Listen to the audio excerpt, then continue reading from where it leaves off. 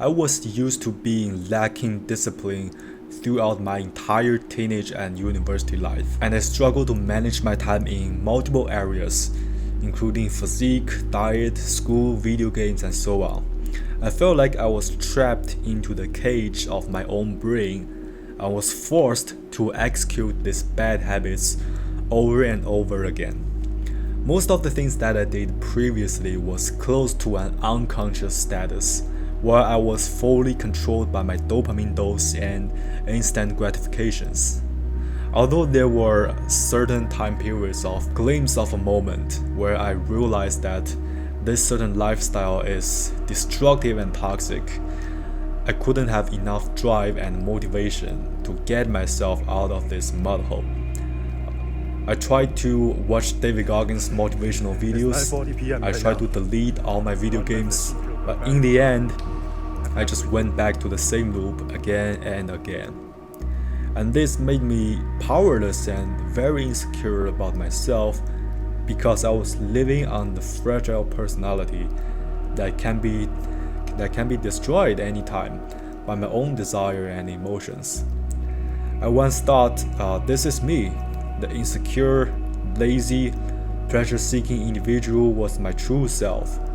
Because who else can I be without all my achievements in video games, the muscle that I built, the school I studied, and the girls that I dated? Who else can I be apart from my past history and experiences? So I have to live with my past experiences and labels to attach my self-identity to it in order to find my feeling of existence, until I find out I am far more greater than it. Now, the biggest issue of lacking self-discipline is that people are more likely to misunderstand its meaning and how it truly applies to their life. The term self-discipline means the ability to make yourself do things you know you should do even when you do not want to.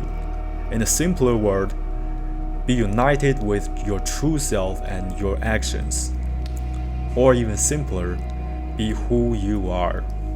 If you see a bird flying in the sky, do you think that bird is lacking self-discipline? Or if you see a lion running in the forest, do you think that lion is lacking self-discipline? The answer is very obvious, which is no. And why not? It is because they're fully united from their spirit to their body, and it becomes an instinct that makes them do things no matter whether it is comfortable or not. The lion will fight an elephant, risking its life to hunt for food. The bird will dive into the storm and wind to build its nest. However, when we apply the same concept to ourselves, we often misinterpret its meaning and make it as a social label that we can attach to it instead of treating it as our inner, most profound power of life. Now, the real question is that, can we really restore our spirit back to our body and make self-discipline our instinct? The answer is yes, because it is already inside our Holy Spirit. The answer comes from my personal experience of how I lose fat and taking back control of my own life.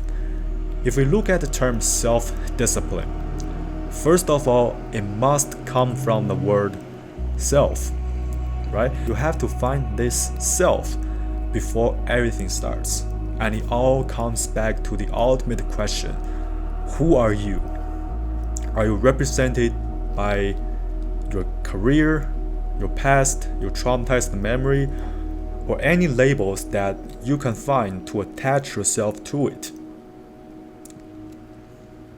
This is the question that we all need to think deeply about and feel about ourselves, because our true self, our Holy Spirit, is greater than all these social labels. It is a greater existence that guides us through the darkness and find salvation, and our power of discipline comes from it as well. Many people view self-discipline on a very surface level, which is doing hard work regardless. But why their brain thinks they need to do hard work? What makes their brain think that way? And what drives their body to do these hard works are the real questions that we need to think deeply about it in order to apply this principle to our own life. So simply watching David Goggins' video will not change your life. But driving yourself into the deep ocean of self-realization and through pain and suffering is what really opens the door of this level of awareness. And luckily, it is not the only path that we need to follow. So in this series of Discipline 101 courses, I will literally share my personal history of how I took a glimpse of this misery power that completely changed my life and how I view this world. I used to be a teenager full of hate towards my family, school, and surroundings. And I used to be a judgmental kid to myself and other people. And also, I used to feel extremely splitted from my body to my spirit due to my lack of self-discipline. I feel like I was losing myself until I found a way to retrieve my spirit from this super destructive world. I started to realize this power of existence, the power of love, and the power of now. Sometimes a short answer cannot solve our life problems, but applying the answer to our life is where things started to change.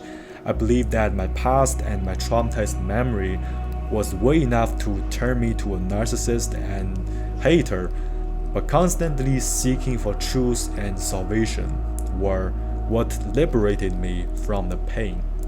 I will be fully transparent about the process I went through to gain this level of self-discipline, and I truly believe that people need a way, a specific guide to help them step by step, just like what I did to myself. There are too many self-discipline videos on the internet that stay on the surface level without talking about the fundamental logic, because self-discipline is not an imaginative concept. It is a skill set, it is a muscle that you need to build and practice in day-to-day life. Most importantly, it is real and deep inside your body that you need to wake it up yourself. But throughout this process, you will feel pain, resistance, and hate because you are ripping all your fake masks and labels that are deep rooted in you apart from yourself.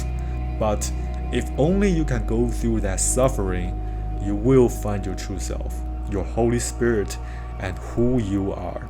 And then the discipline will follow.